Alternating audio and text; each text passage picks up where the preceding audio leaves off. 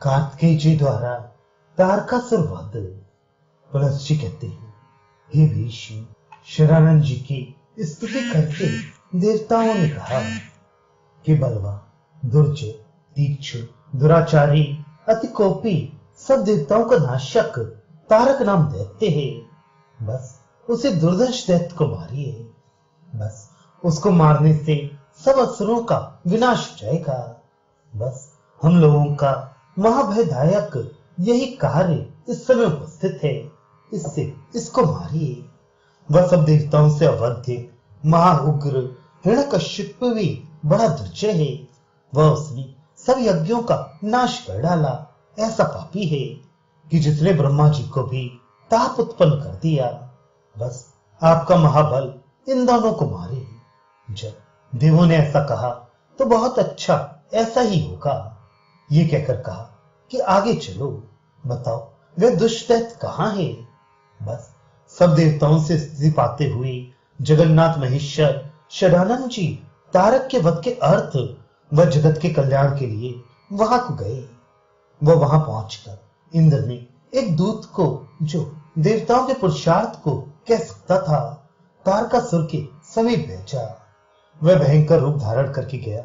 वह निर्भय होकर तारकासुर से बोला कि सर, वह देवताओं के पति इंद्र जी ने दैत्यों के पताका रूप तुमसे युद्ध करने के लिए कहा है।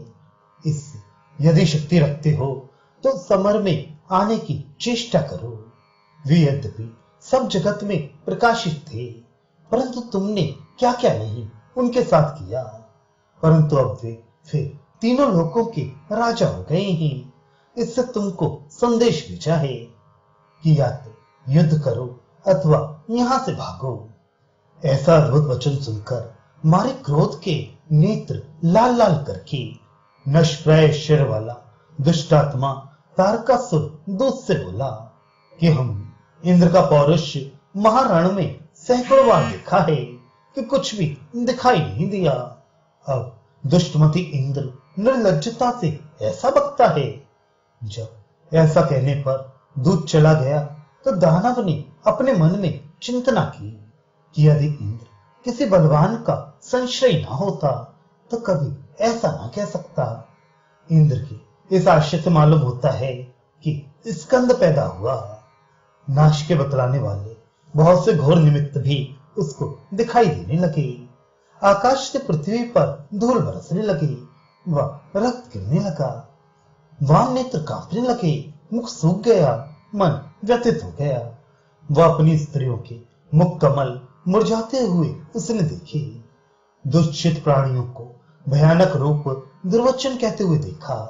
ये विचार करके वह दैत्य क्षण मात्र में घबरा उठा। जितने उसके हाथी थे सब व्यर्थ चित्कार करने लगे। घोड़े भी सब हिलने लगे। वह उदासीन हो गए।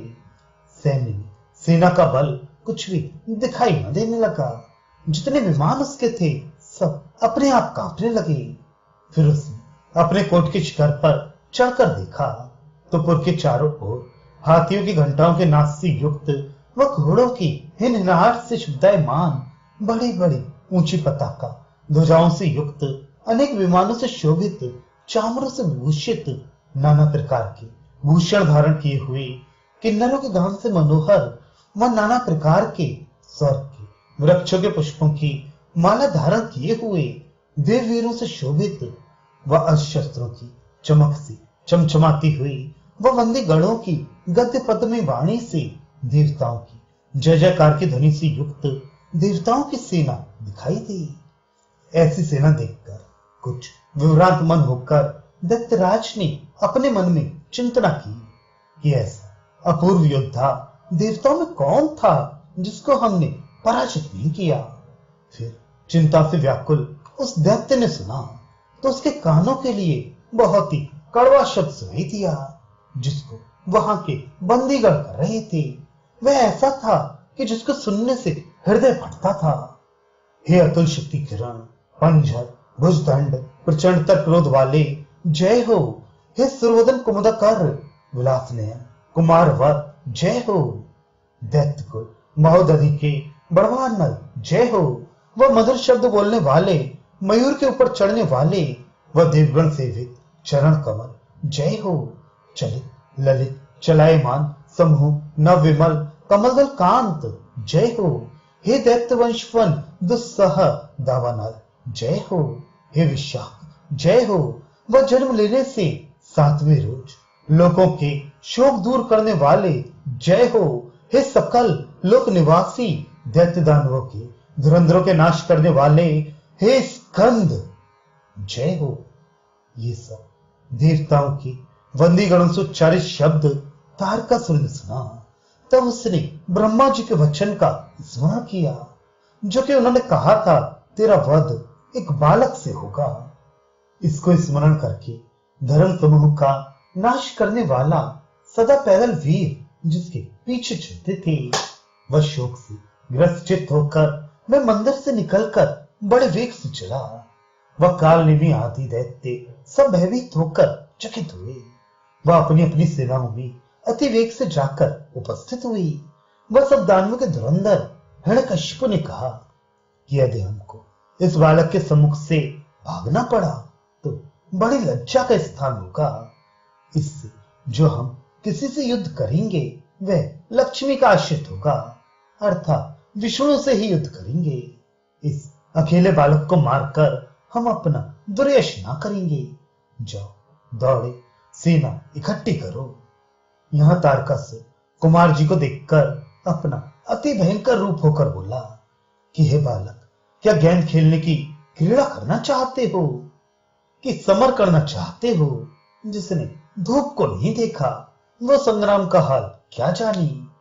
हम तो जानते हैं कि बालक के संग कौन लड़ेगा।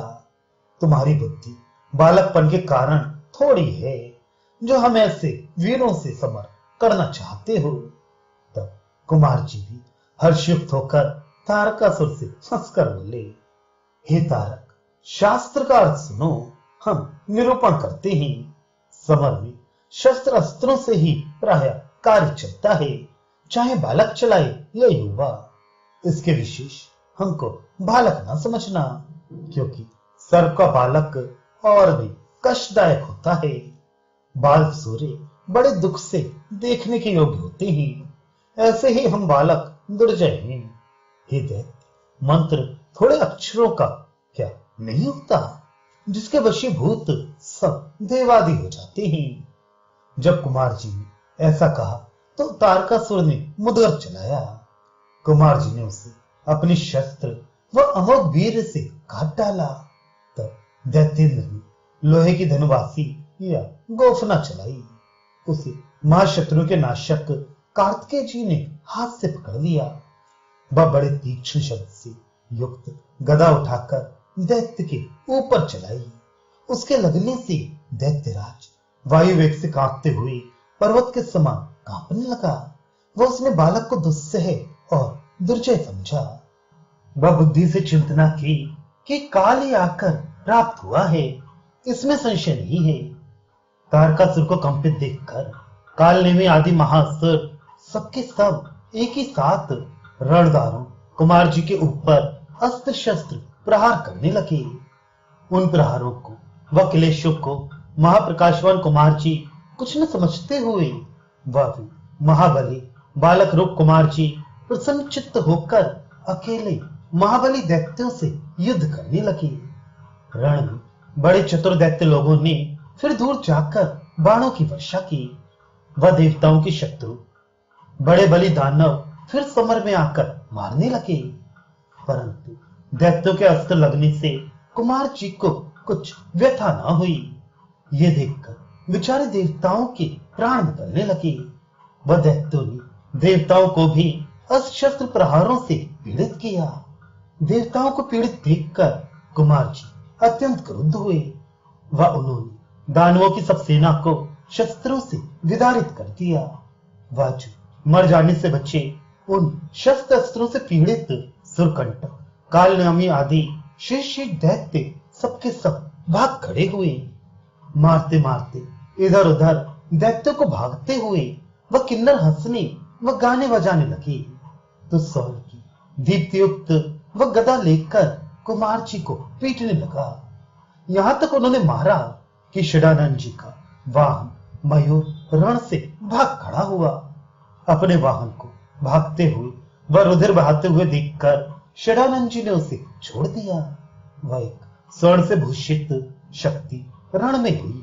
वह उसको बहुत तोलन कर षडानंद जी ने बड़े बल से उठाकर तारकासुर से कहा कि हे दुर्बुद्धि, खड़ा हो, खड़ा हो, अब तू यमलोक देख, अब हम इस शक्ति से तुझे मारते हैं। वह अपने किए हुए कर्मों का स्मरण कर ऐसा कहकर उस दैत्य के ऊपर शक्ति को छोड़ दिया। कुमार जी के सशब्द केयूर युक्त भुजा से चलाई हुई वह शक्ति दैत्य के वज्र के पर्वत के तुल्य महाकर्कश हृदय को विदीर्ण कर गई।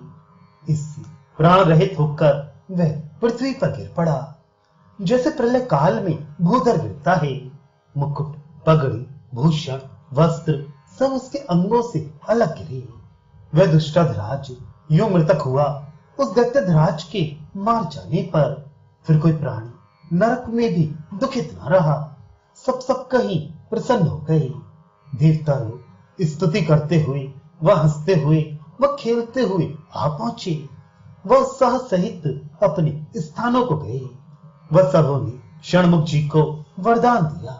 सबसे तपोधन, किन्नर, विद्याधर आदि देवगण बोले कि जो महामति वाला पुरुष स्कंद जी के संबंध की ये कथा पढ़ेगा अथवा सुनेगा या सुनाएगा, वह नर कीर्तिमान होगा, उसकी बड़ी आयु होगी, धन लक्ष्मी पाएगा, दीप्तिमान होगा।